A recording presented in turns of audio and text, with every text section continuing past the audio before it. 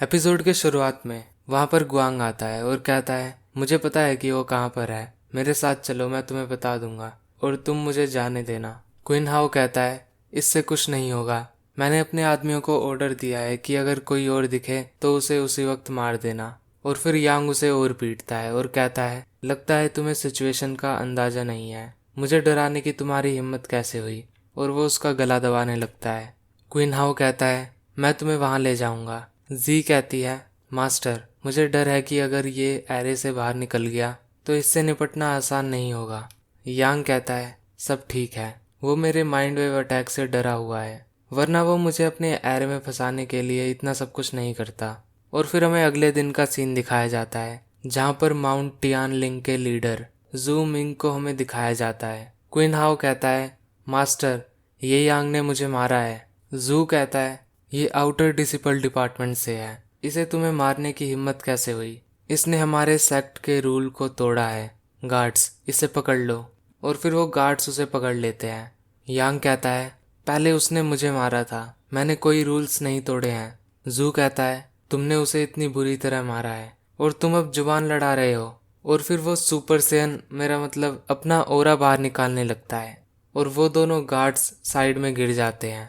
और फिर जू भी अपना ओरा बाहर निकालने लगता है और कहता है, तुम यहाँ पर ऐसा बर्ताव नहीं कर सकते।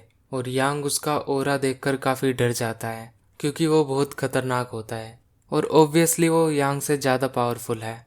लेकिन तभी कोई उसका हाथ पकड़ लेता है और वो होती है सू मू।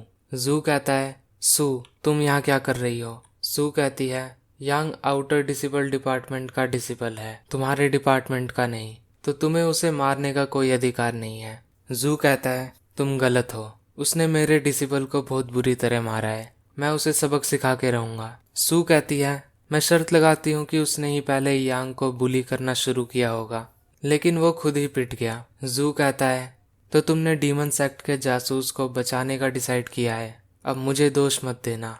और फिर वो दोनों पावर अप करते हैं और उनकी लड़ाई शुरू होने वाली होती है। दोनों एक दूसरे की तरफ अटैक करने के लिए बढ़ रहे होते हैं पूरी पावर के साथ।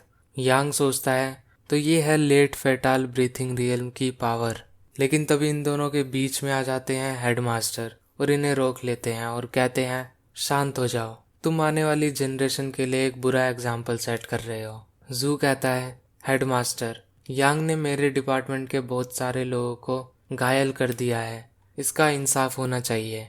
सू कहती है, कल मैंने माउंट टियानलिंग में देखा था कि इनका चीफ डिसिपल क्विन हाउ बहुत सारे लोगों के साथ ये यांग को बुली कर रहा था, तो क्विन हाउ ने ये सब शुरू किया होगा। और फिर वहां पर क्विनलैन भी होती है। हेडमास्टर कहते हैं, क्विनलैन तुमने मुझे इसके बारे में बताया है ना, तो बताओ कि सिचुएशन क्या थी। क्विनलैन कहती है, हेडमास्टर जब मैं आई तो मैंने देखा कि यांग माउंट टियानलिंग के लोगों को मार रहा था, बेशक उनके पास वापस पलटवार करने के लिए पावर नहीं थी। क्विन हाउ कहता है, ये सही है, अगर क्विनलैन टाइम पे नहीं आती तो ये मुझे मार देता। जू कहता है, चुप हो जाओ, तुम एक आउटर डिपार्टमेंट के डिसिपल से पिट गए, शर्म की बात है, अब तुम्हें 3 महीने के लिए निकाल दिया जाता है। हेडमास्टर कहते हैं, यांग तुम्हें पता होना चाहिए कि हमारे सेक्ट में अपने साथियों से लड़ना मना है, अब क्योंकि क्विन हाउ को भी सजा मिल चुकी है, तो तुम्हें क्या लगता है तुम्हें क्या सजा मिलनी चाहिए। यांग कहता है, हेडमास्टर मैंने क्विन हाउ को घायल किया है जिससे मिस्टर जू खुश नहीं है, तो मैं मिस्टर जू को मुझे एक पंच मारने दूंगा पनिशमेंट के तौर पे। जू कहता है, तुम्हें पता भी है तुम किसके बारे में बात कर रहे हो, अगर तुम मर गई तो मैं इसकी जिम्मेदारी नहीं लूंगा। क्विनलैन सोचती है, मैं भी शायद मिस्टर जू के पंच को नहीं रोक पाऊंगी, क्या यांग मरना चाहता है। सू कहती है, यांग तुम उससे 2 रियल पीछे हो, तुम मर भी सकते हो। यांग कहता है, मुझे पता है मैं क्या कर रहा हूँ। जू कहता है, चिंता मत करो बच्चे, मैं अपनी पूरी पावर का यूज नहीं करूंगा। सू कहती है, हेडमास्टर यांग को रोको।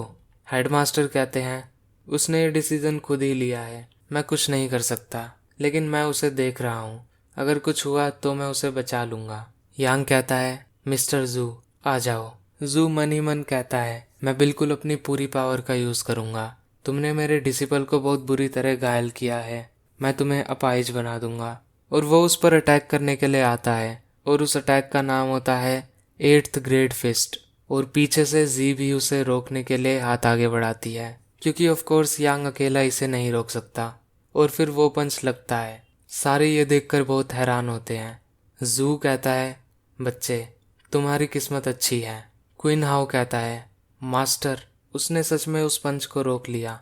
यांग कहता है, दया दिखाने के लिए शुक्रिया मिस्टर जू। यांग कहता है, शुक्रिया जी, वरना मैं इस पंच को अकेला नहीं रोक पाता। और यहाँ जी की हालत बहुत खराब हो चुकी होती है। यांग कहता है, जी अब हमें क्या करना है, तुम नहीं जाओगी है ना?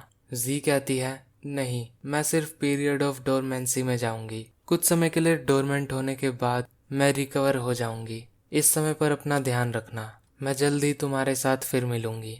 हेडमास्टर कहते हैं, अब सारे यहाँ पर हैं तो मैं एक चीज अनाउंस करने वाला हूँ। शेन येन अंदर आ जाओ। और तभी वहाँ पर एक बंदा आता है और कहता है, मैं हूँ शेन येन, हमारे सेक्ट का एक पर्सनल डिसिपल। मुझे यहाँ बुलाने के लिए शुक्रिया हेडमास्टर। और फिर हमें इसका इंट्रोडक्शन दिया जाता है और ये होता है फेजियान सेक्ट का टॉप पर्सनल डिसिपल शेन युन। और फिर वो क्विंगलैन से मिलता है और कहता है, ओह क्विंगलैन, काफी टाइम बाद दिख रही हो, तुम्हारी कल्टीवेशन काफी इम्प्रूव हो चुकी है। क्विंगलैन कहती है, लेकिन अभी भी मैं तुमसे काफी कमजोर हूँ। हेडमास्टर कहते हैं, हमारे जासूसों के हिसाब से क्लाउड सिटी में बहुत सारी पर्पल लाइट दिखी है और हो सकता है वहां पर कोई खजाना निकला हो। सभी मेजर सेक्ट्स ने अपने आदमियों को सिटी की तरफ भेज दिया है, डीमन रेस ने भी। और हमारा सेक्ट खजाने को डीमन रेस के हाथ नहीं लगने देगा। तो मैं चाहता हूँ कि तुम क्लाउड सिटी की तरफ एक टीम को लीड करो। शैन कहता है, जी मास्टर। हेडमास्टर कहते हैं, अब मैं उनके नाम लेने वाला हूँ जो कि वहां पर जाएंगे, और वो होंगे जुए माउंट यून से, क्विन हाओ माउंट टियानलिंग से, और फाइनली ये यांग आउटर डिसिपल डिपार्टमेंट से।